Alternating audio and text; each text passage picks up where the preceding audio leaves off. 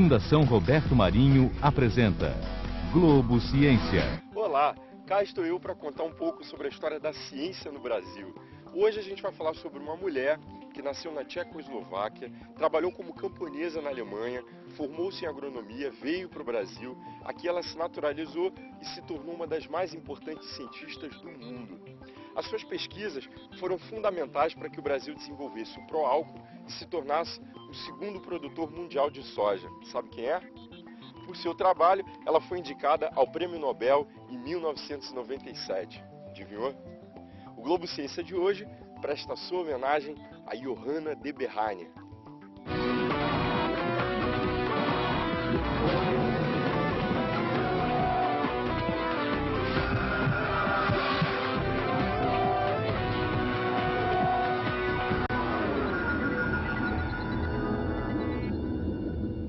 Você já ouviu falar em fixação biológica de nitrogênio? Pois este foi o tema das principais pesquisas da doutora Johanna de Berhainer. Johanna de Berhainer nasceu em 1924 em Aussig, na Tchecoslováquia. Seu pai era físico-químico e foi professor de química da Universidade de Praga. Era também proprietário de uma pequena fábrica de produtos químicos de uso na agricultura. Com o fim da Segunda Guerra Mundial, a população tcheca que falava alemão, da qual a família de Johanna fazia parte, foi perseguida e expulsa do país. Johanna foi para a antiga Alemanha Oriental com os avós. Na Alemanha comunista, trabalhava numa fazenda ordenhando vacas e adubando o solo com esterco. Quando os avós morreram, Johanna reencontrou parte da família na região de Munique, na então Alemanha Ocidental. A mãe havia morrido num campo de concentração em Praga. Continuou a trabalhar como camponesa e iniciou o curso de agronomia na Universidade de Munique. Lá, conheceu o estudante de veterinária Jürgen de Berhainer, com quem se casou em 1950. No mesmo ano, os dois emigraram para o Brasil e Johanna começou a trabalhar em microbiologia do solo no antigo Serviço Nacional de Pesquisas Agronômicas em Seropédica, no estado do Rio de Janeiro. Johanna de Berhainer naturalizou-se brasileira em 1956 e viveu em Seropédica até morrer em outubro de 2000. Esse aqui era o sítio onde morava a doutora Johanna de Berhainer. E quem vai conversar comigo é o marido dela, o doutor Jürgen de Berhainer. Ele é veterinário, mestre e doutor em medicina veterinária e pesquisador da Embrapa. Por que vocês decidiram vir para o Brasil? O pai da Johanna nos convidou.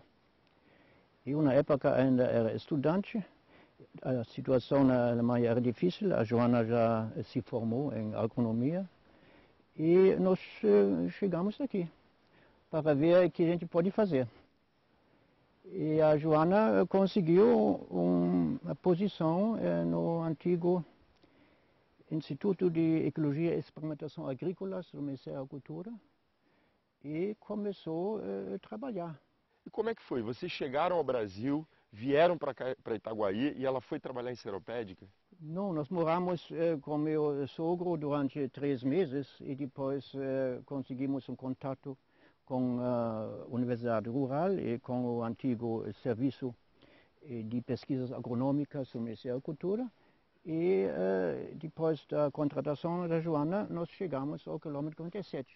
Ela para fazer pesquisa e eu para terminar os meus estudos de medicina veterinária que comecei na Universidade de Munique. Vamos falar agora de família, né? Quantos filhos vocês tiveram? Nós temos 3 filhos. E netos? Quantos netos vocês tiveram? Nós temos 10 netos. 10 netos? A Johanna foi a Cairo uma vez representando a academia por causa de uma reunião de população, não? De demografia.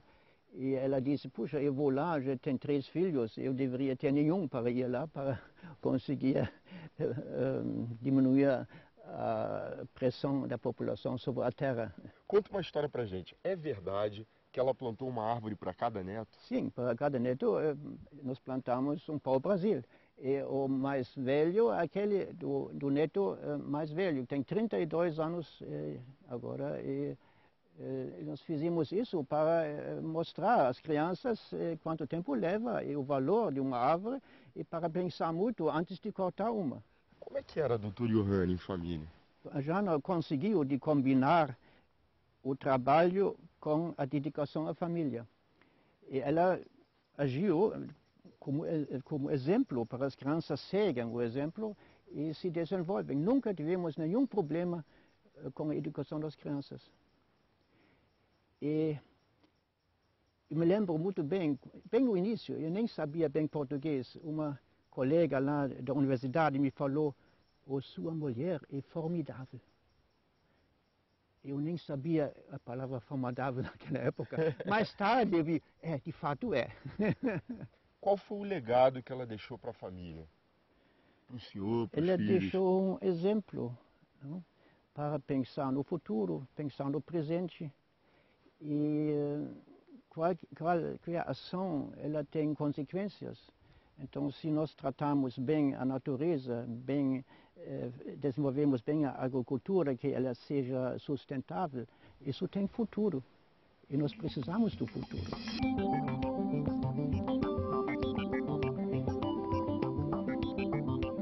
Agora que a gente já sabe um pouco sobre a doutora Johanna, a gente vai conhecer o trabalho dela na Embrapa Agrobiologia. Vamos lá.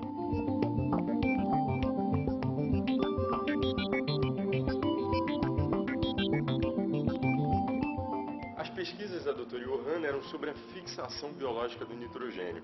Quer saber o que a levou a iniciar as pesquisas? Ela mesma vai contar. Você vai ver agora um trecho de uma entrevista que ela deu ao Globo Ciência em 1986. Logo que cheguei, fiquei impressionada pelo verde exuberante da vegetação, desses gramados, e sabendo que nossa fertilização nesse caso, fiquei sempre pensando que deve haver uma outra fonte que ajuda a adubação das plantas, que não se conhece em regiões temperadas. Quem vai nos contar essa história toda é Maria Cristina Prata Neves, ex-aluna e colaboradora da doutora Johanna, bióloga, doutora em fisiologia vegetal e foi pesquisadora aqui da Embrapa. Que bactérias que a doutora Johanna descobriu e para que elas serviam? Bom, foram várias bactérias, um total de 8, e a história toda começou com a Baerenca fluminense. Uma das características da doutora Johanna era de dar para as bactérias um nome que tivesse alguma coisa a ver com o Brasil. Como é que ocorre essa associação, né? Planta-bactéria? É uma associação que visa a sobrevivência. É uma estratégia de sobrevivência. É uma estratégia de competição num mundo com nitrogênio limitado. A bactéria, ela pega o nitrogênio do ar. E aí? O ar tem muito nitrogênio. 90% do ar é nitrogênio. Mas esse nitrogênio é inerte, não serve para nada. Então, esse grupinho de bactérias é capaz de fazer uma coisa que nós não fazemos, que os animais não fazem, que as plantas não fazem, e só essas bactérias e alguns outros grupos de micro-organismos que conseguem aproveitar. As plantas precisam de nitrogênio. E o que elas dão às bactérias? Aí que é a jogada, porque a bactéria, para fazer isso, ela precisa de muita energia. Sozinha no solo, ela precisa de fontes de carbono, matéria orgânica, restos de planta, para pegar o nitrogênio e ter a energia para pegar esse nitrogênio. Agora, junto com a planta faz fotossíntese. Então, a planta pega a energia do sol, e aí você tem uma coisa lindíssima, porque tem a bactéria pegando o nitrogênio do ar, a planta pegando a energia do sol, pegando o CO2 do ar e juntando isso tudo com um aminoácido.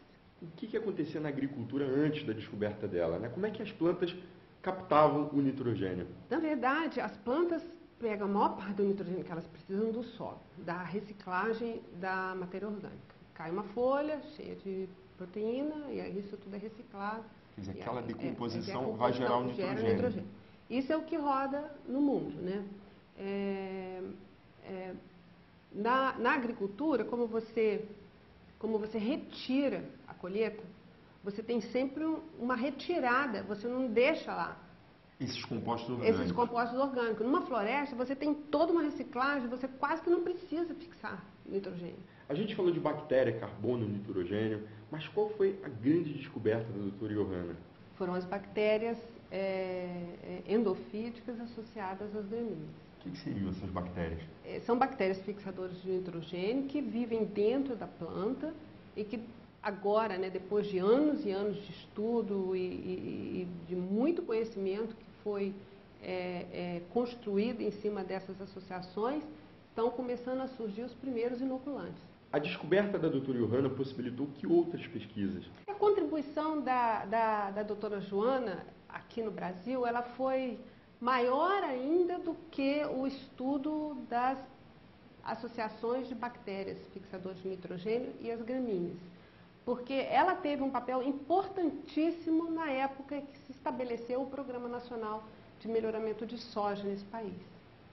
Porque naquela época, que foi na final da década de 60 e 70, que começou, né, a melhoramento da soja para as condições tropicais, uma decisão muito importante foi tomada nas reuniões que antecederam a esse melhoramento, que foi de eliminar o adubo nitrogenado e deixar a soja ser inoculada por bactérias que já existiam nas coleções aqui no Brasil. Professora, tem uns objetos aqui que me chamaram a atenção. Por exemplo, esse microscópio. Esse microscópio... Ela usou. Então, você vê um microscópio simples, sem muito recurso, onde a maior parte dos trabalhos foram feitos. Essa máquina de escrever é incrível, porque a doutora Johanna nunca digitou nada no computador, né? Todos os trabalhos foram datilografados aqui. Ela datilografava muito bem. E toda a obra dela está reunida nesse monte de livros. São quantos volumes? São 12 volumes e aqui estão todos os trabalhos que ela publicou. Então, ela fazia as publicações nas revistas, né, científicas. Maior parte disso aqui está em inglês, né, porque eram revistas estrangeiras. E esse material hoje em dia, né, além de estar encadernado, ele também está digitalizado. Professora, muito obrigado pela entrevista. Obrigada.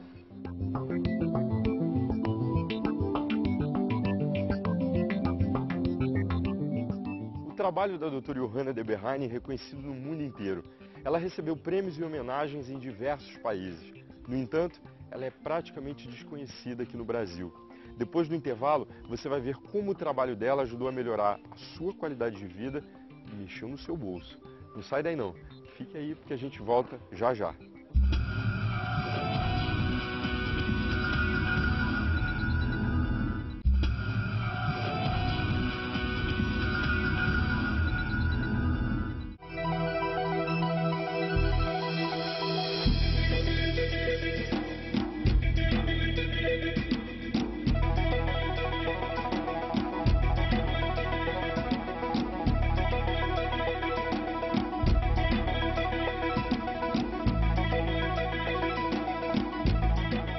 Globo Ciência está de volta, direto do Laboratório de Microbiologia de Solos, aqui na Embrapa Agrobiologia, em Seropédica, no Rio de Janeiro. Foi exatamente nesse laboratório aqui que a doutora Johanna de Berhane realizou pesquisas que permitiram que milhares de pessoas consumissem alimentos mais baratos e mais saudáveis. Por isso, em 1978, ela foi nomeada pelo Papa Paulo VI, membro da Academia de Ciências do Vaticano. Você vai ver como o trabalho dela permitiu que o Brasil poupasse milhões, mas muitos milhões de dólares todo ano. E vai ver também que, graças às pesquisas dela, o Brasil tem o menor custo de produção de soja do mundo. Quem vai conversar comigo é Vera Lúcia Divan Baldani. Ela é graduada em Ciências Agrícolas, mestre e doutora em Ciências do Solo e pesquisadora aqui da Embrapa Agrobiologia. A senhora foi aluna e trabalhou, né, com a doutora Johanna. Como é que ela era? Ela era uma pessoa fantástica, exigente, cobrava muito e por isso hoje eu agradeço. Professora, qual a importância, né, do trabalho dela hoje? O trabalho dela hoje, depois desses anos todos, é que hoje a gente pode vislumbrar uma economia muito maior, né? Uma produção de grãos mais sustentável, né? Menos poluente, amiga com o meio ambiente. Então essa é o legado que ela deixou. Agora, o que eu queria entender é o seguinte: como é que é esse processo de inoculação, né? Quer dizer, de introdução da bactéria numa leguminosa ou numa gramínea? Como é que é? Como é que eu manuseio, né? É com a mão, é com seringa? Tira essa dúvida pra gente. Bom, todo o processo, até chegar à produção do inoculante, todo o processo tem que ser feito de uma forma esterilizada, né? Para que não haja contaminação de outras bactérias dentro deste inoculante, porque a gente só quer a bactéria que a gente selecionou. Só que até chegar aí são muitos e muitos e muitos anos de pesquisa. Mas eu posso mostrar para você como que a gente realiza esse processo. Então, a gente pode ver? Claro. Então vamos. Lá. Bom, primeiramente, temos a bactéria, né? A bactéria que a gente já selecionou, ela fica de uma forma estoque, fica estocada para que quando a gente necessite dela, a gente possa utilizar de uma forma que ela não se contamine. Partindo daqui, nós temos que checar a pureza desta bactéria, colocando em uma placa com um meio rico, sólido, porque a bactéria aqui já estava sem fixar nitrogênio, e aí a gente tem que ver se a bactéria está pura, não tem nenhum contaminante, para ter certeza do que vamos produzir tem uma qualidade. Certo. Aqui, desta placa, que é com o meio rico, nós transferimos para um meio... Meio rico, que a senhora fala, é um meio que é rico em nutrientes. Nutrientes. Para ela crescer. Inclusive nitrogênio, porque aqui ela está numa condição que não precisa fixar nitrogênio. Certo? Certo. Daqui, nós transferimos uma colônia para um meio semissólido, para checar se a natureza dessa bactéria continua intacta. Bem, e depois disso? Depois disso, nós utilizamos essa bactéria e colocamos num meio rico, líquido, que é para que possamos produzir o nosso inoculante. Colocamos para agitar, para que a bactéria se desenvolva e tenha muitas e muitas células. Daqui, depois de 24 a 48 horas, aqui ela se torna assim. Isso significa que a bactéria já está crescida. Vamos lá, para que serve essa turfa nesse processo aqui? Bom, a turfa serve como um substrato para a bactéria, né? Então, essa bactéria, nós pegamos esse inoculante, que está aqui, com uma seringa, nós tiramos uma quantidade X de 75 ml, vamos dizer aqui, desse material, introduzimos na turfa e aí homogeneizamos e colocamos numa estufa por 24 horas, 24 a 48 horas, para maturar. Então vamos agora à introdução dessa bactéria numa leguminosa ou numa gramínea. Bom, como é que se dá? Uma vez produzido esse inoculante, né, nós pegamos as sementes, aqui temos semente de arroz, que é com o que... O arroz é uma gramínea. É uma gramínea. E aqui de milho. É o milho, que também é uma gramínea. E aí, o que se faz? Bom, pegamos essas sementes, colocamos em um recipiente. Esse recipiente, nós temos que agregar alguma substância para molhar a semente, que seja uma água açucarada ou uma goma arábica diluída. E aí, agregamos esse inoculante à semente. Homogeneizamos, colocamos para secar ao ar. Depois de seca ao ar, por 2 ou 3 horas, tem que secar à sombra. As sementes ficam assim. Então esse aqui seria o arroz inoculado. Seria o arroz inoculado que está pronto para ir para o campo. E aqui o milho inoculado. Aqui o milho inoculado, que também está pronto para ir para o campo. As pesquisas dela foram fundamentais para o desenvolvimento do Proálcool aqui no Brasil.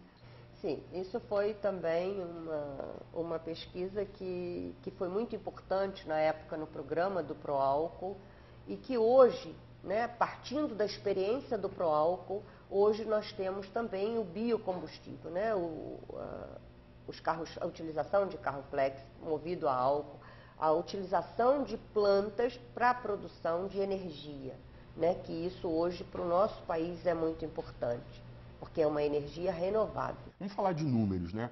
Como e quanto o Brasil economiza a partir das pesquisas da doutora Johanna? Se utilizarmos essa tecnologia com essa bactéria que a gente utiliza para a inoculação do arroz, só na região sul do Brasil, que é uma região mais produtora do arroz, essa economia pode chegar a 170, em torno de 170 milhões de economia ano.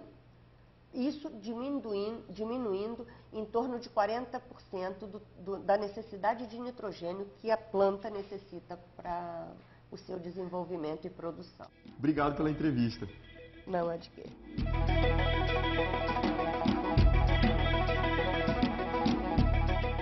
A descoberta das bactérias do bem levou à necessidade de novos conhecimentos. A gente vai para o laboratório de genética.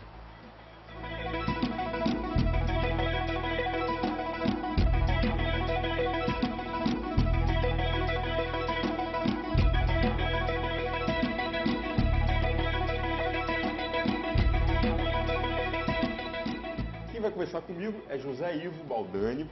Ele é agrônomo, mestre doutor em ciências do solo e pesquisador aqui da Embrapa. Como é que entra a genética no estudo sobre bactérias? Parte da genética, ela entra desde o início dos estudos que a doutora Johanna Dobereiner desenvolveu aqui no quilômetro 47, desde a época de 1950, né? E onde nós tivemos a oportunidade, durante essas 3, 4 décadas, no isolamento de diferentes bactérias fixadoras de nitrogênio associadas principalmente às gramíneas. Nesse caso aí nós estamos olhando a cana-de-açúcar, o milho, o arroz, o sorgo. Né? Então, com o isolamento dessas novas bactérias, havia necessidade de você fazer a caracterização molecular delas, para classificá-las, né? E, em termos taxonômicos. E nessa época, nós não dispomos de nenhum desses instrumentos e ferramentas aqui no Brasil. Então, todos esses estudos eram feitos no exterior, em colaboração. Quer dizer, vocês fizeram um estudo sobre as bactérias presentes nas diferentes espécies de plantas? No início, a doutora Joana olhou muito bactérias da rizosfera. São aquelas que colonizam a superfície das raízes. E um exemplo é essa bactéria que se associa ao Pasculum notatum, né, que é essa grama que cobre todo o campus aqui do quilômetro 47.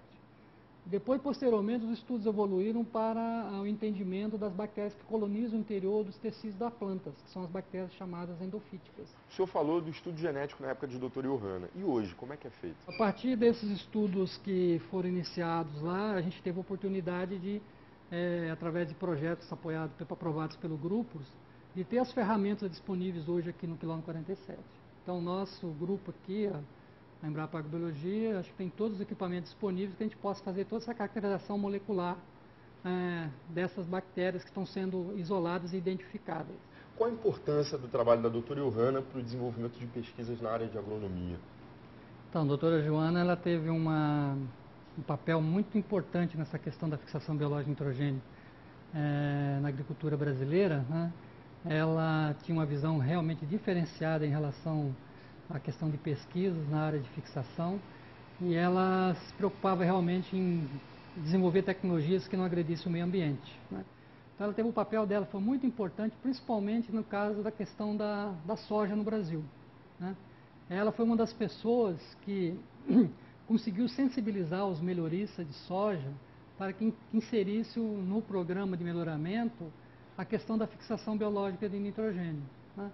Com isso, o Brasil deixou de ficar dependente de fertilizantes nitrogenados para essa cultura. Você não há necessidade de se adubar a soja, né, como você faz para outras culturas. O senhor falou de benefícios ambientais. E o país, o que ele ganha? A sociedade, né? O que ela lucra? No caso da soja especificamente, vamos tomar a soja como exemplo, né?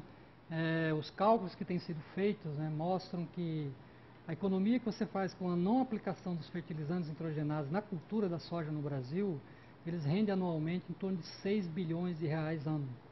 Então, essa é uma economia bastante grande, né, considerado a área plantada no Brasil, e que esse recurso deixa de ser aplicado pelos agricultores, tornando-se a cultura muito mais rentável. O Brasil ganha muito com o uso dessa tecnologia, comparado com outros países que ainda fazem um uso muito intenso de fertilizantes nitrogenados na agricultura. Professor, o que a gente pode esperar do futuro da produção de alimentos e de biocombustíveis, né? Bom, a expectativa nossa é que você tenha uma produção, as culturas com produções equivalentes às atuais ou até maiores, obviamente com uma redução na aplicação dos fertilizantes nitrogenados, né? Em função da utilização dessas tecnologias de inoculação. É isso aí, professor. Obrigado pela entrevista. O trabalho da doutora Johanna de Berhania ganha cada dia mais importância com a necessidade crescente de novas fontes de energia e de aumento da produção de alimentos.